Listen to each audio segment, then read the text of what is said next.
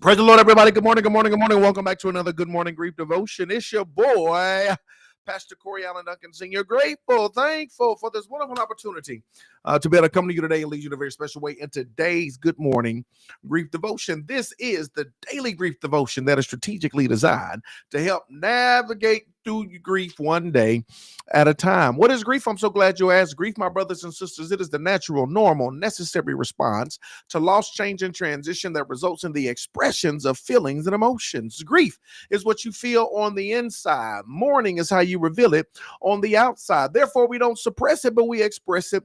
We don't ignore it, but we explore it. We don't conceal it, but we reveal it. We don't lock it up, but we let it out.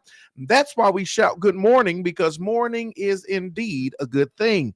And we are grateful and thankful for this wonderful opportunity, for this wonderful moment that God has given us to come together to navigate through our grief. Thank you so very much for joining us on today as we lead you in a very special way in today's Good Morning Grief Devotion. Today is day 254. Thank y'all for coming back for just a little bit more. We're going to talk about the cost of caregiving before loss. The cost of caregiving before loss. I know that there are some caregivers on here that you were caring for your loved ones before they transition. We want to talk about the cost of caregiving before loss. Let's talk about it, y'all. Carry each other's burdens, and in this way, you will fulfill the law of Christ. Caregiving is an act of deep love, right? But it often comes at a cost. Long before death, grief begins in the daily toll. Missed sleep, depleted finances, strained emotions, and the quiet ache of watching someone you love decline. That caregiving stretches you thin, body and soul. And when the loss finally comes, the grief is amplified by the exhaustion you've carried for so long. The thing about caregiving, we talk about the different types of grief, and one of them is anticipatory grief. You're anticipating something happening that it hasn't happened yet, but the writing is on the wall, hasn't occurred yet, but is imminent, right? And the thing about caregiving, we're there. We're in the trenches. We're navigating through the process, sometimes for years, sometimes for months, sometimes for weeks. And we're trying to balance, trying to go to work, trying to caregive, trying to make sure somebody's there. And you begin to see the decline gradually happen and take place, right? And long before the loss, the change, the transition takes place, you're already dealing with the daily toll of missed sleep, depleted finances, strained emotions, the quiet ache of watching someone you love decline. That in and of itself can be difficult because you're seeing them in the way that you've never seen them before. You're seeing the decline take place right before your eyes. So you're navigating through this. And I love it because here it is. It stretches you thin, right? And then when the loss finally happens, everything is amplified. This hidden cost can feel lonely. Others may praise your devotion, but not see the sacrifice behind it. The jobs you adjusted, the opportunities you gave up, the physical and emotional strain that lingers even now. You may feel guilty for being tired or conflicted. That relief mingles with sorrow once the caregiving ends. This is the ongoing battle that caregivers have as it relates to grief. And I've seen it. I've seen it time and time again.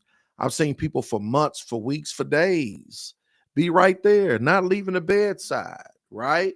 Staying right there, not knowing when, they would take their last breath, maybe only running home to take a shower, sometimes not even that, because they are there.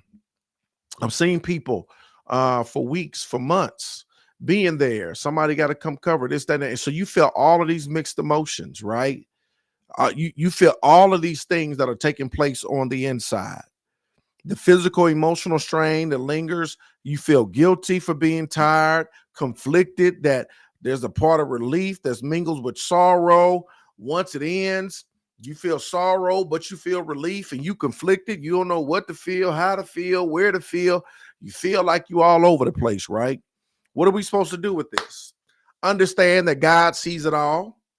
Every sleepless night, every ride to the doctor, every whispered prayer. Galatians 6:2 reminds us that bearing one another's burdens is holy work. It is a reflection of Christ's love, that your caregiving was not wasted. It was worship. And now, as you grieve, God invites you to lay down the weight you've carried for so long and allow him to carry you. This is the thing. You carried them. God says, allow me to carry you. For years, for months, for weeks, for days, you carried them.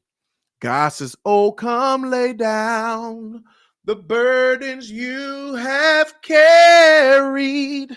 For in this sanctuary, God is here. God says, you carried them, let me carry you. This is why mourning is so important. This is why release is so important. Release brings about relief. There's so much that you got bottled up on the inside that perhaps people won't understand. They won't understand sorrow and relief. I'm sad that they're gone. Part of me is relieved that they're gone. You don't want to articulate that to people because they're gonna say, what? They don't understand it. So this is why putting yourself in safe places and safe spaces where you can articulate the cares of your heart is so very important, right? Because there's so much you're feeling on the inside that you need to express. Your caregiving is not wasted, it's worship. Now as you grieve, God invites you to lay down the weight you've carried for so long and allow him to carry you. Here's your point of application. As you grieve, give yourself permission to rest and recover from the strain of caregiving. Rest and recover. To rest and recover. We need to do something for caregivers. We need to have something in place for caregivers, right? So once that finally happens, you know what I'm saying? We need a caregiver scholarship or something. Allow yourself to rest and recover from the strain of caregiving. Write down the sacrifices you made, not to reopen wounds, but to honor the love you poured out. Then ask God to heal the fatigue, restore your strength, and remind you that your service was seen and valued by him. Today, my brothers and sisters, is day 254. Thank y'all for coming back for some more. The cost of caregiving before loss. The cost of caregiving before loss. If y'all got questions, holla at your boy. Holla at your boy. Marla. Miss Marla. You know I'm just being silly. Hey, Nevada, this hit home. A lot of times when you work in healthcare, you're automatically the designated caregiver. Exactly. Which can enhance your anticipatory grief because you know what to expect, not realizing it can be taxing mentally, emotionally, and physically on that person. You are 1,000% correct. They look to you. Oh, she's the nurse. Let her be the caregiver. And they want you to do everything, not even considering, right, your position, your feelings. And then, like you said, it's taxing. So you see the signs. You know what happens. You know the decline. You know this, that, and the other. So this is why the mental and emotional health is so important.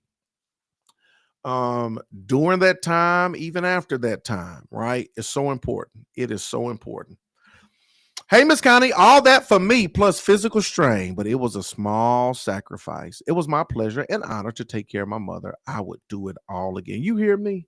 In a Mississippi minute. I was sick 2 weeks when my mom passed away. Yeah, I'm telling you. That's the stuff you deal with, we deal with, trying to navigate through that process, being sick afterwards, and just trying to do all the things, right? This is good for you. Thank you so very much, Devada. God bless you. Thank you. Rest and recover. You got to. That's the bottom line. Got to rest and recover. Man, y'all, my back is totally jacked up from lifting her. Man, I know. See, we could have got you a back brace or something. You know what I'm saying?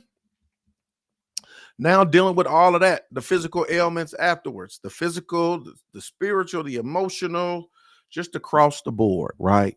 Dealing with all of this is so very important.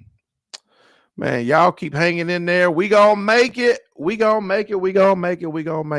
I appreciate y'all. Love y'all with the love of the Lord. Hope pray y'all have a thriving Thursday. And we're gonna get it together. We're gonna be back tomorrow for another Good Morning Grief Devotion. Good morning.